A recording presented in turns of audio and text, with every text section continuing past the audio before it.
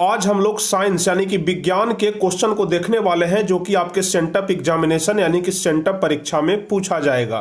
तो जो भी स्टूडेंट 2022 में मैट्रिक का परीक्षा देने वाले हैं उनका जो सेंटअप एग्जाम अभी चालू है, सेंटअप एग्जाम लिया जा रहा है, उसी का क्वेश्चन है जो कि हम आपको क्वेश्चन पहले ही बता दे रहे हैं, क्योंकि आपके सेंटअप परीक्षा में जो क्वेश्चन पूछा जाएगा सेम टू सेम यही वाला क्वेश्चन पूछा जाएगा। इसलिए आप लोग पूरे क्वेश्चन को ध्यान से लिख लीजिए, याद कर लीजिए, समझ लीजिए, ताकि सेंटअप एग्जाम जब आप लोग देने जाए तो वहां पर बस आप लोग क्वेश्चन देखते के साथ ही आंसर लिख दें। तो चलिए बिना समय गवाए हम शुरू करते हैं, लेकिन इसके पहले यदि आप लोग चैनल पर नए हैं तो चैनल को जरूर सब्सक्राइब कर लें ताकि आगे के भी हर एक वीडियो का नोटिफिकेशन आपको मिल सके। बहुत सारे लोग कमेंट करते हैं कि क्या सच में सर यही वाला क्वेश्चन पूछा जाएगा, तो हम 100% गारंटी के साथ कहते हैं कि सेम टू सेम यही वाला क्वेश्चन पूछा जाएगा। आप लोग बस देख करके जाइए और वहां पर मिलान कर लीजिएगा, उसके बाद आप लोग आकर के वीडियो के नीचे कमेंट जरूर करिएगा। अगर हम पर भरोसा है, हम पर विश्वास है, तो आप लोग एक एक क्वेश्चन को जरूर याद कर लीजिए। चलिए इसी तरह से हम आपको हर एक सब्जेक्ट का आंसर दे रहे हैं। यदि आप लोग हमारे चैनल के साथ नहीं जुड़े हैं तो चैनल को अभी सब्सक्राइब करके जुड़ जाइए ताकि हर एक सब्जेक्ट का क्वेश्चन आंसर आपको सबसे पहले मिल जाए। तो चलिए सबसे पहले नंबर प्रश्न की ओर हम लोग बढ़ते हैं। तो सबसे पहला नंबर प्रश्न कह रहा है कि प्रकाश के परावर्तन के नियमों की संख्या कितनी है।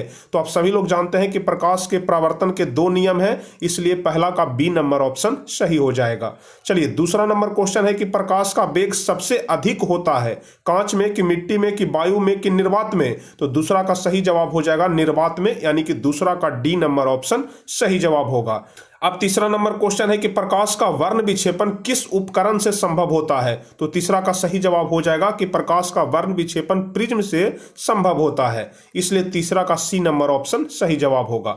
चलिए चौथा नंबर क्वेश्चन है कि सामान्य नेत्र के लिए स्पष्ट दृष्टि की न्यूनतम दूरी कितनी होती है। तो आप सभी लोग जानते हैं 25 सेंटीमीटर, तो चौथा का ए नंबर ऑप्शन सही होगा। चलिए पांचवा नंबर क्वेश्चन है कि एक प्रिज्म कितने सतहों से घिरा रहता है। तो पांचवा का सही जवाब हो जाएगा कि एक प्रिज्म 5 सतहों से घिरा रहता है, यानी पांचवा का ए नंबर ऑप्शन सही जवाब हो जाएगा। चलिए छठा नंबर क्वेश्चन है कि किस दर्पण से हमेशा वस्तु से छोटा प्रतिबिंब प्राप्त होता है। तो छठा का सही जवाब हो जाएगा बी नंबर ऑप्शन, यानी कि उत्तल दर्पण में हमेशा छोटा प्रतिबिंब प्राप्त होता है। चलिए सातवां नंबर क्वेश्चन है कि विद्युत विभव है, विद्युत विभव सदिश राशि है कि अदिश राशि है। तो सातवां का सही जवाब हो जाएगा अदिश राशि है। चलिए आठवां नंबर क्वेश्चन है कि साइड मिरर के रूप में प्रयुक्त होता है कौन सा दर्पण। तो आप सभी लोगों को हम बताए हैं कि साइड मिरर के रूप में उत्तल दर्पण का प्रयोग किया जाता है, इसलिए आठवां का ए नंबर ऑप्शन सही जवाब होगा। चलिए नौवां नंबर क्वेश्चन है कि जब प्रकाश की किरणें हवा से कांच में प्रवेश करती है तब वह किरण मुड़ जाती है, यानी कि जब किरण हवा से कांच में प्रवेश करती है तो अविलंब से दूर हट जाती है कि अविलंब से निकट मुड़ जाती है कि अविलंब के समानांतर की इनमें से कोई नहीं। तो नौवां का सही जवाब हो जाएगा बी नंबर ऑप्शन, यानी कि अविलंब के निकट। चलिए 10वां नंबर क्वेश्चन है कि चुंबकीय क्षेत्र का एसआई मात्रक क्या होता है। तो 10वां का ए नंबर ऑप्शन सही हो जाएगा कि चुंबकीय क्षेत्र का एसआई मात्रक टेस्ला होता है। चलिए 11 नंबर क्वेश्चन है कि समांतर क्रम में जुड़े 2 प्रतिरोधकों जिनके प्रतिरोध R1 तथा R2 हैं, इसका समतुल्य प्रतिरोध R किसके बराबर होता है। तो 11 का सही जवाब हो जाएगा R1 इंटू R2 बटा R1 प्लस R2, इसलिए सी नंबर ऑप्शन सही जवाब होगा। चलिए 12 नंबर क्वेश्चन कह रहा है कि जूल बटा कूलम्ब कहा जाता है। जूल बटा कूलम्ब किस चीज को कहा जाता है। तो 12 का ए नंबर ऑप्शन सही हो जाएगा कि वोल्ट बराबर होता है जूल बटा कूलम्ब, इसलिए 12 का ए नंबर ऑप्शन सही जवाब होगा। चलिए 13 नंबर क्वेश्चन है कि दूरदृष्टि दोष वाला नेत्र साफ साफ देख सकता है। तो आप सभी लोग जानते हैं कि दूरदृष्टि दोष वाला जो नेत्र होता है, जो आंख होता है, वह दूर की वस्तुओं को साफ देख लेता है, लेकिन नजदीक की वस्तु स्पष्ट दिखाई नहीं पड़ती, इसलिए 13 का बी नंबर ऑप्शन सही जवाब होगा। चलिए 14 नंबर क्वेश्चन है कि हमारे घरों में जो विद्युत आपूर्ति की जाती है वह कितना वोल्ट पर कौन सा धारा होता है। तो 14 का सही जवाब हो जाएगा 220 वोल्ट पर प्रत्यावर्ती धारा होता है। चलिए 15 नंबर क्वेश्चन कह रहा है कि लघु पतन के समय विद्युत धारा का मान बहुत कम हो जाता है कि स्थिर रहता है कि निरंतर बदलता है कि बहुत अधिक हो जाता है। तो 15 का सही जवाब हो जाएगा कि लघु पतन के समय विद्युत धारा का मान बहुत अधिक हो जाता है। 15 का सी नंबर ऑप्शन सही जवाब होगा। यदि आप लोग यह सारे प्रश्न का उत्तर लिखित रूप में पाना चाहते हैं तो आप सभी लोगों को जो बात हम बता रहे हैं, जिस वेबसाइट के बारे में बता रहे हैं, उसे आप लोग ध्यान से देख लीजिए। तो आप लोग यदि हर एक सब्जेक्ट का आंसर की देखना चाहते हैं या फिर क्वेश्चन पेपर ही डाउनलोड करना चाहते हैं तो इसके लिए आप लोग अपने मोबाइल के क्रोम ब्राउजर को ओपन करिए और गूगल में जाकर के आप लोग बोर्ड मंत्रा लिख करके सर्च कर लीजिए। BOARDMANTRA बोर्ड मंत्रा लिख लीजिए या फिर बोर्ड मंत्रा .in लिख लीजिए। और जैसे ही आप लोग बोर्ड मंत्रा .in लिख करके सर्च करिएगा आपके सामने बोर्ड मंत्रा का ऑफिशियल वेबसाइट खुल करके आ जाएगा। और बस थोड़ा सा आपको नीचे आना है और यहां पर आपको Bihar board class 10th matric sent up exam answer key 2021 यह लिखा हुआ मिल जाएगा। बस आपको इसी पे टैप कर देना है। जैसे ही आप लोग इस पे क्लिक करिएगा आपके सामने हर एक सब्जेक्ट का आंसर की खुल करके आ जाएगा। संस्कृत, हिंदी, गणित, सामाजिक विज्ञान, विज्ञान, अंग्रेजी, हर एक सब्जेक्ट का आंसर की खुल करके आ जाएगा। जैसे ही आप लोग दबाइएगा आपके सामने नीचे यहां पर आंसर की खुल करके आ गया है। आप लोग यहां पर देख रहे हैं, पहला का ए है, दूसरा का बी, तीसरा के 26 का डी, 27 का, इस प्रकार से 1 से लेकर के 100 तक का आंसर की आपको यहां पर मिल जाएगा। और इसी तरह से आपको यहां पर नीचे देख रहे हैं क्वेश्चन पेपर यदि डाउनलोड करना चाहते हैं तो यहां आप लोग डाउनलोड नाउ पे क्लिक करके क्वेश्चन पेपर को भी डाउनलोड कर सकते हैं। तो बहुत ही आसान तरीका है। और इस वेबसाइट पे आपको सब्जेक्टिव और ऑब्जेक्टिव का क्वेश्चन पेपर भी मिल जाएगा। तो यहां से आप लोग आकर के बोर्ड एग्जाम की तैयारी भी बेहतरीन रूप से कर सकते हैं। तो बहुत ही जबरदस्त वेबसाइट है, अपना वेबसाइट है boardmantra.in। तो चाहे तो आप लोग यहां से भी जाकर के क्वेश्चन का आंसर या फिर क्वेश्चन को ही डाउनलोड कर सकते हैं। चलिए 16 नंबर क्वेश्चन देख लेते हैं कि बिजली का सुचालक है। बिजली का सुचालक कौन सा पदार्थ है? तो 16 का सही जवाब हो जाएगा डी नंबर ऑप्शन, ग्रेफाइट। जो कि पेंसिल का नोक होता है वही ग्रेफाइट होता है जो कि विद्युत का सुचालक होता है। चलिए 17 नंबर क्वेश्चन है कि क्षारीय विलयन का पीएच मान कितना होता है? तो 17 का बी नंबर ऑप्शन सही हो जाएगा कि क्षारीय विलयन का पीएच मान 7 से अधिक होता है, अम्लीय का 7 से कम होता है और उदासीन का 7 होता है। तो 17 का बी नंबर ऑप्शन। चलिए 18 नंबर क्वेश्चन है कि निम्नांकित में कौन विजातीय यौगिक है? तो 18 का डी नंबर ऑप्शन सही हो जाएगा, प्लास्टर ऑफ पेरिस। यह सारे क्वेश्चन हम आपको पहले कंप्लीट करा चुके हैं। चलिए 19वां नंबर क्वेश्चन है कि बेकिंग सोडा का रासायनिक सूत्र क्या होता है? तो 19 का ए नंबर ऑप्शन सही हो जाएगा, NaHCO3। बेकिंग सोडा का रासायनिक सूत्र NaHCO3 होता है। चलिए 20वां नंबर क्वेश्चन है कि निम्नांकित में किस हाइड्रोकार्बन में कार्बन कार्बन परमाणु के बीच 3 आबंध होते हैं? तो 20 का सही जवाब हो जाएगा C3H4। और C3H4 में कार्बन कार्बन परमाणु के बीच 3 आबंध होता है, ध्यान रखिएगा। चलिए 21वां नंबर क्वेश्चन कह रहा है कि CnH2n+2 किसका सामान्य सूत्र होता है? तो 21 का सही जवाब हो जाएगा एल्केन का। एल्केन का सामान्य सूत्र क्या होता है? CnH2n+2 होता है। तो 21 का ए नंबर ऑप्शन सही जवाब होगा। चलिए 22वां नंबर क्वेश्चन कह रहा है कि कार्बनिक यौगिकों में कार्बन की संयोजकता कितनी होती है? तो 22 का सही जवाब हो जाएगा, कार्बन यौगिकों में कार्बन की संयोजकता 4 होती है। तो 22 का सी नंबर ऑप्शन सही जवाब होगा। चलिए 23वां नंबर क्वेश्चन कह रहा है कि अम्लराज में HCl और HNO3 का अनुपात कितना होता है?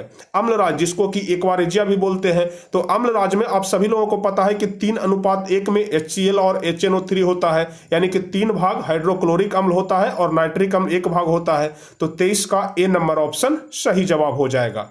अब उसके बाद 24 नंबर क्वेश्चन है कि हमारा शरीर पीएच मान के किस सीमा में सही तरीके से कार्य करता है? तो 24 का सी नंबर ऑप्शन सही हो जाएगा, 7.0 से 7.8 के बीच में।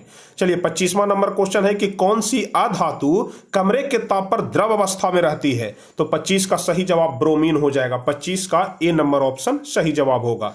अब चलिए 26 नंबर क्वेश्चन कह रहा है कि एसिटिल्डिहाइड का IUPAC नाम क्या होता है? तो 26 का सही जवाब हो जाएगा एथेनॉल। ध्यान रखिएगा 26 का बी नंबर ऑप्शन।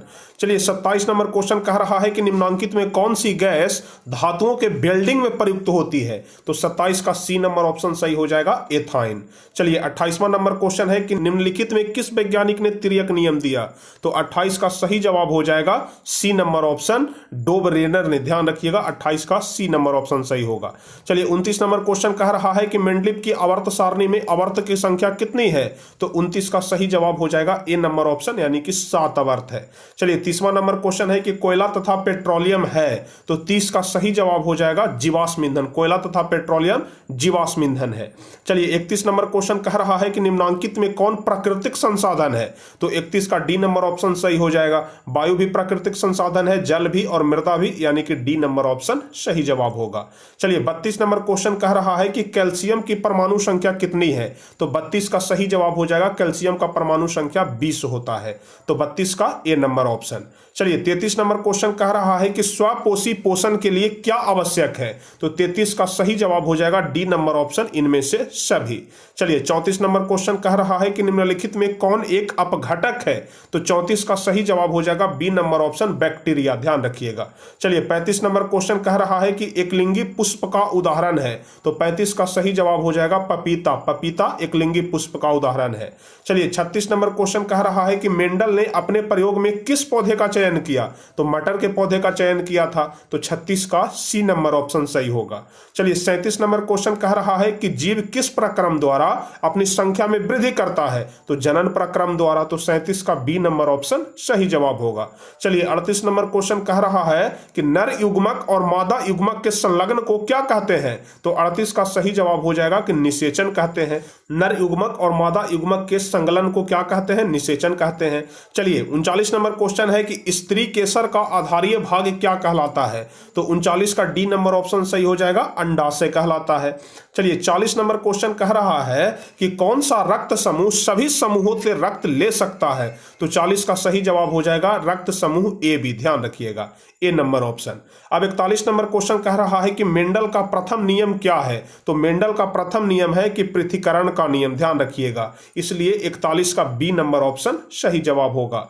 अब 42 नंबर क्वेश्चन कह रहा है कि निम्नांकित में से कौन पुनरुद्ध भवन का उदाहरण है, पुनरुद्ध भवन, ध्यान रखिएगा, निम्नांकित में कौन पुनरुद्ध भवन का उदाहरण है, तो 42 का सही जवाब हो जाएगा हाइड्रा, यानी कि बी नंबर ऑप्शन सही जवाब होगा। अब 43 नंबर क्वेश्चन कह रहा है कि गर्भपात की सुरक्षित अवधि कितनी होती है, यानी कि कितनी अवधि के अंदर में गर्भपात करा देने से वह सुरक्षित होता है, तो 43 का सही जवाब हो जाएगा 6 महीने के भीतर, तो 43 का बी नंबर ऑप्शन सही जवाब होगा।